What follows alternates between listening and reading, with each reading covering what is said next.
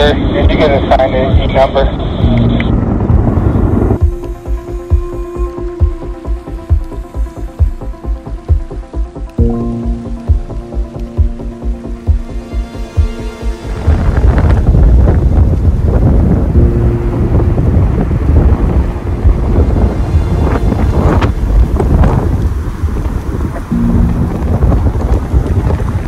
My name is Saul Griffith. I'm a wildland firefighter.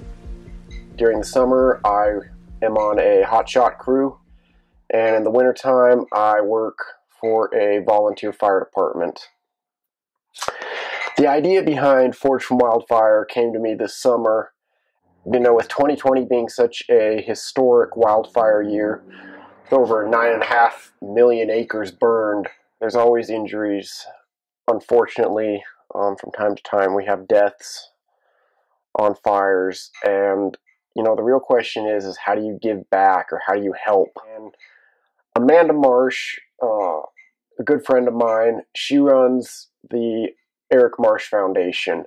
She started the Eric Marsh Foundation after she lost her husband, who was the superintendent for the Granite Mountain Hotshots, and 18 other hotshot firefighters perished that day.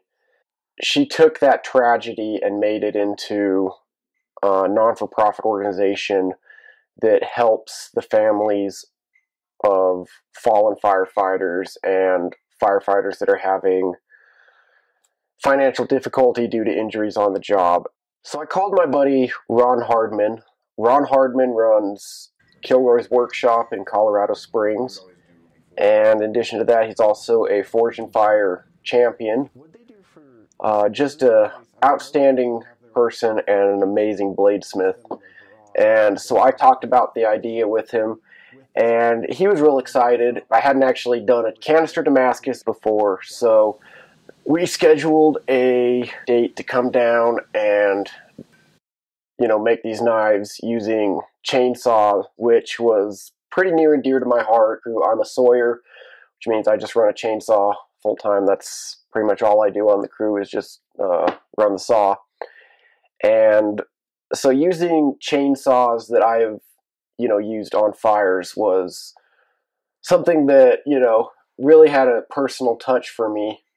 And then, you know, I've seen Canister Damascus in the past, and it's so beautiful. I think it's just cool. You get such awesome patterns that are just so random. And then for handle material for this, I had a broken Pulaski handle. So, you know, being able to take a broken handle from a Pulaski and some chainsaw and make a knife out of it that could then be auctioned off to raise money to help injured and fallen firefighters and their families, that was just, for me, like the perfect way to give back.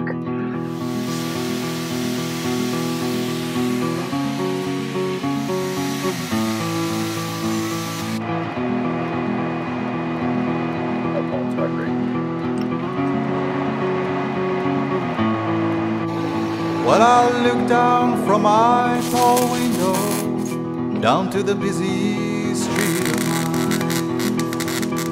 I couldn't hear a sound that was louder than the one inside my mind. Instead of trees, the kids were climbing up telephone antenna poles.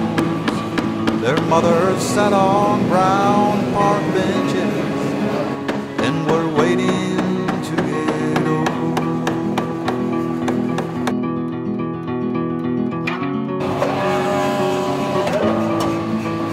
Don't we all like to go out dancing to the sound of a guitar strum? Yes, it brings us back together, though sometimes I wonder how. 'Cause to me it's just another way to neutralize my eyes from seeing the daily weary faces for an hour that I'm alive.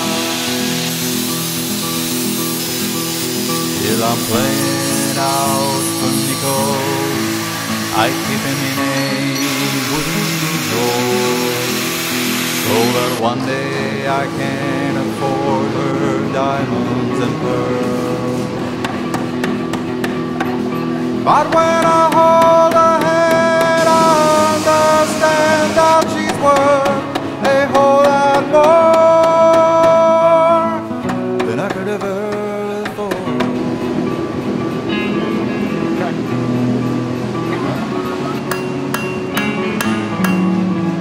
In my room there's no mistaking, I have the world upon my lap, and with my steel guitar I slide its endless stream of misfortunes out. But the song that I am singing, I've sung it 8,000 times or more. It never changed the way I acted once I went outside the door. Still I'm playing out for nickels, I keep him in a wooden drawer, so that one day I can afford her diamonds and pearls. But when I hold her hand, I understand that she's worth a whole lot more. Yes, when I hold her hand, I understand that she's worth a whole lot more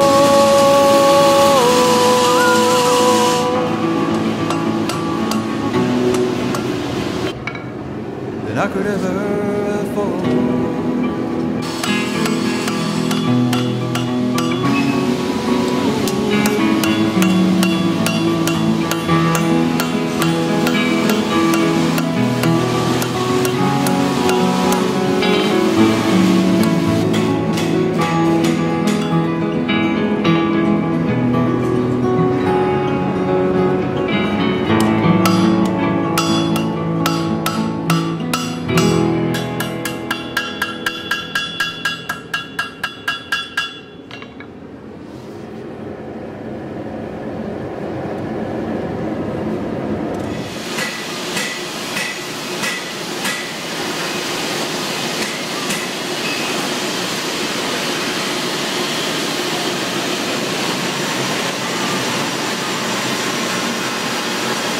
Started work on this knife.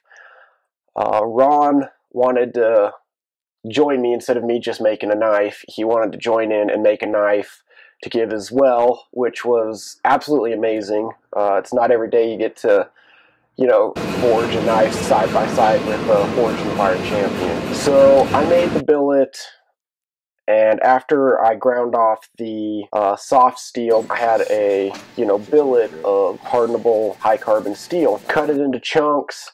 I gave one chunk to Ron and I took the other chunk, and we both were able to forge really cool knives out of it.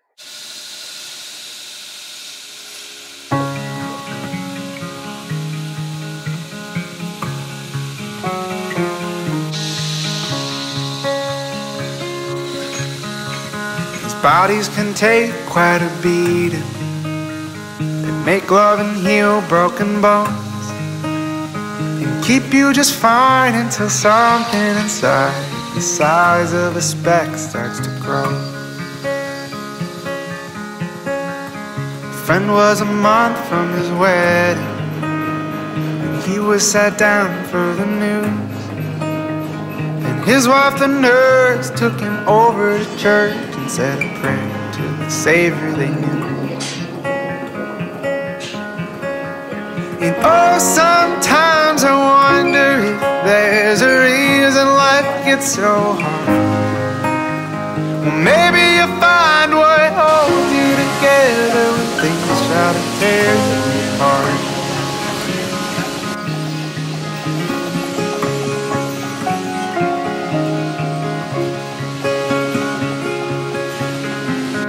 Wedding was a hell of a party.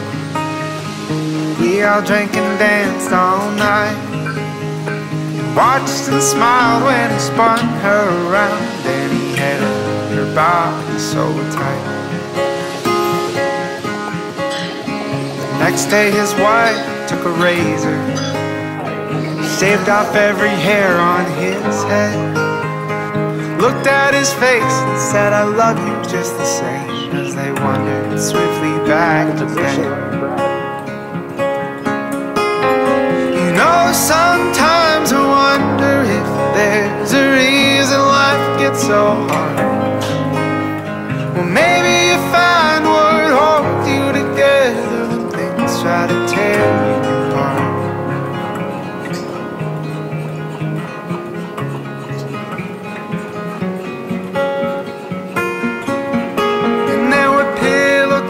When they couldn't sleep and their tear tracks swept from their cheeks, fighting for no reason at all, with a helping hand to pick up every fold. They were sat down and waited after 6 long months had gone by, and they got the news that the cancer reduced and he was gonna be alright. But as he started, she kissed him on his head. He said he loved her and he was finally cured of any doubts he ever had.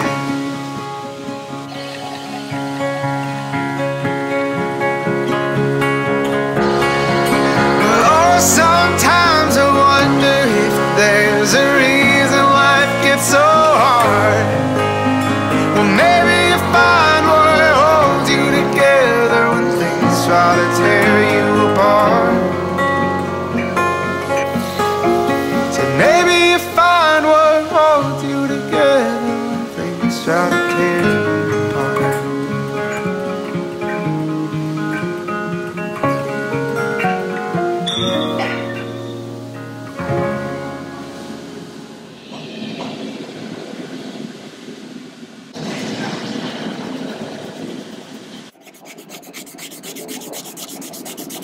I don't know, it's really hard to explain kind of the feeling that went into it, besides like almost like spiritual connection with this knife. I mean, once again, I have a knife that I'm making from, you know, used chains from a chainsaw that I ran this year on these big fires, and, you know, now the chains wore out, it's no longer usable for a chainsaw, but instead of throwing it away, it now has this next life as, you know, this knife. And, you know, the handle being a broken Pulaski handle, you know, there's such a connection there with the wildland fire world. You know, the Pulaski is pretty much the quintessential tool for the wildland firefighter.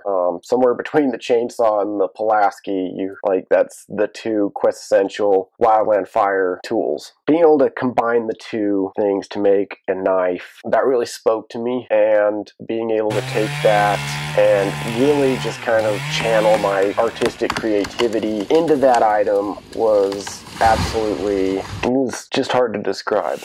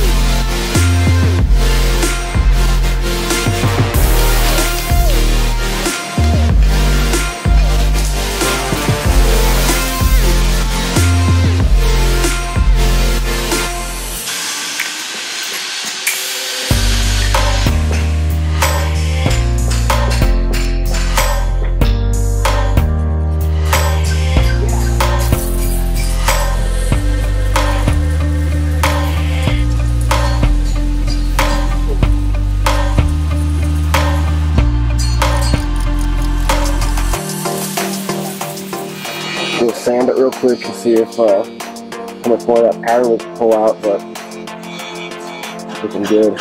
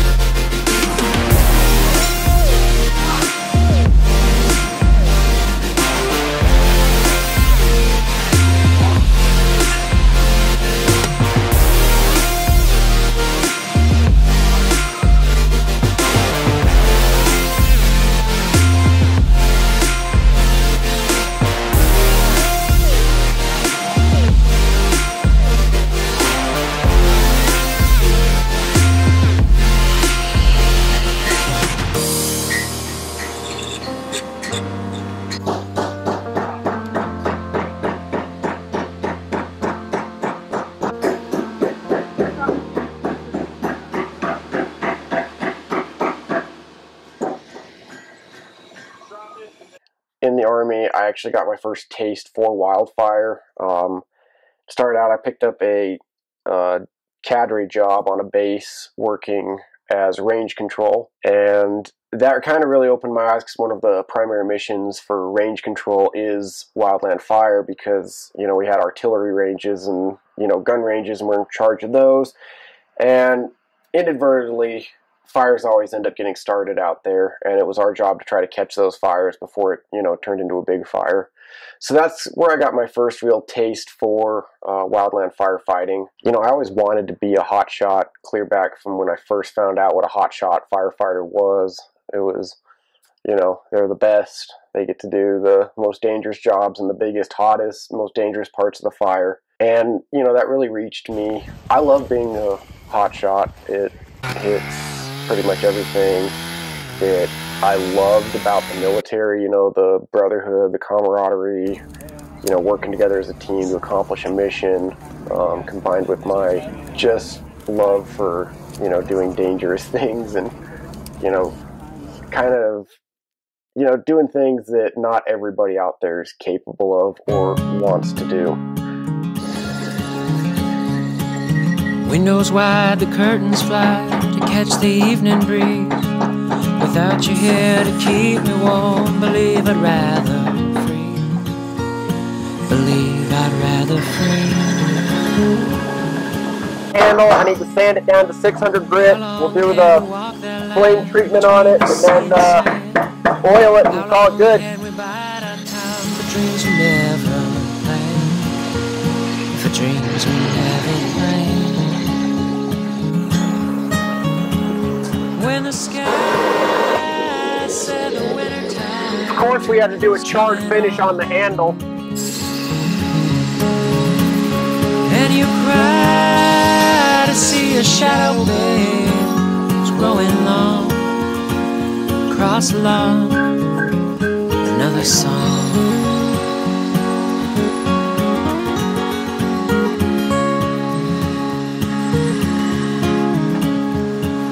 Tuesday night, it's 3 a.m. I ought to be asleep.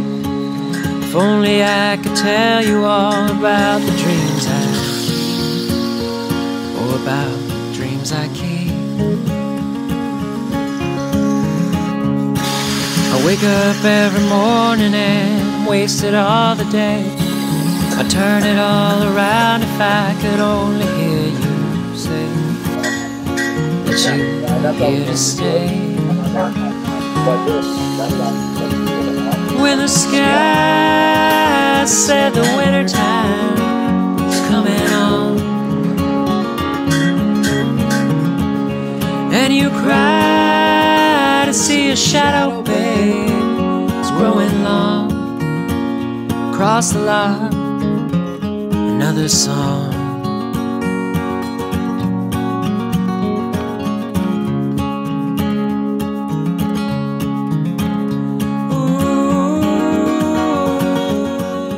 One really cool thing that I like about the bladesmithing community is, in addition to being a really small community. It's a very tight-knit community, similar to wildland firefighting. And, you know, a really just kind of cool way to kind of show that was, as I'm getting ready to leave the, you know, Kilroy's workshop, Ron and I had completed our knives, and, you know, was packing up, getting all the camera equipment put away, and Nick Meyer showed up. Now, Nick Meyer is a Fortune Fire finalist and an outstanding bladesmith. He makes some absolutely beautiful knives and swords. And he showed up, you know, we shook hands, and he asked me about the project that I was working on, and I showed him the knife I had made, and I told him about the project and what it was for. And without like any prompting, he just asked me, so he's like, so is this is going to an auction? And I was like, yeah. And then Ron had said, you know, that he had made a knife as well that was going to the auction. And, you know, this guy that I literally just met, you know, 5 minutes prior, he says, I got something for you. And he goes out to his truck and he grabs a tomahawk that he had just completed that day, like beautiful, beautiful tomahawk. And he brings it in and said he'd like to donate that to the auction as well. And, you know, that's just, for me, that's so cool. You know, people who, you know, they just met me and I'm just talking to them, and they hear about the cause that I'm trying to, you know, make this knife for, and he's just like, I'm going to help with that. And, you know, gives me this item to also present to the Eric Marsh Foundation to auction off. And, you know, that's, you know, I don't think there's a better example about, you know, the kind of people that are in the bladesmithing community, and, you know, how tight-knit and what, like, kind of a family group it is. And so I want to say thank you to, once again, Ron Hardman and Nick Meyer, and, you know, for everything they've done, making these items for me to present with my knife to the Eric Marsh Foundation to help raise money. I also need to thank my wife, who did all the filming for this entire video. And so that was about 3 days worth of videoing. So I really have to hand it to her for, you know, hanging in there and working with me on that. I don't mind to slow down anymore. I don't mind the sound of my shoes on your floor. I don't mind selling out or playing cover song, just as long as friends and family sing along. And I don't need more money or a faster car, no. Don't need a magazine to call me a superstar, no. I'm gonna take this little house and make a home, and then I'll never have to face my nights alone. 'Cause in my heart I hear you speak, and on my face I feel you breathe next to me. To by land, by air, by sea, and that is how it's supposed to be. Now, and that much I can say now.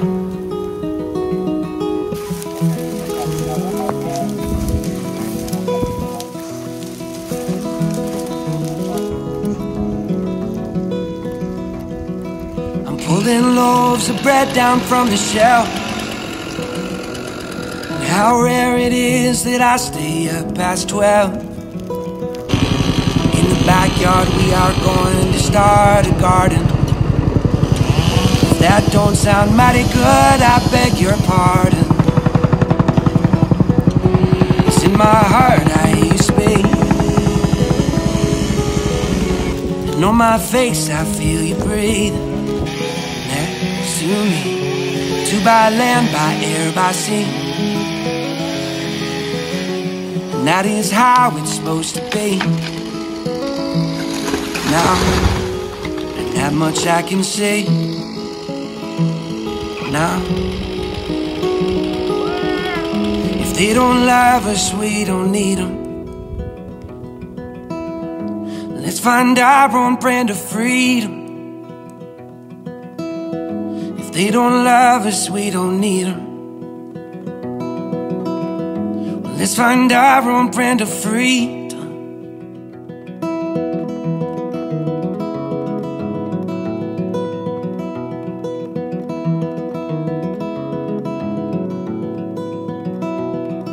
Well, I don't mind the slow down anymore.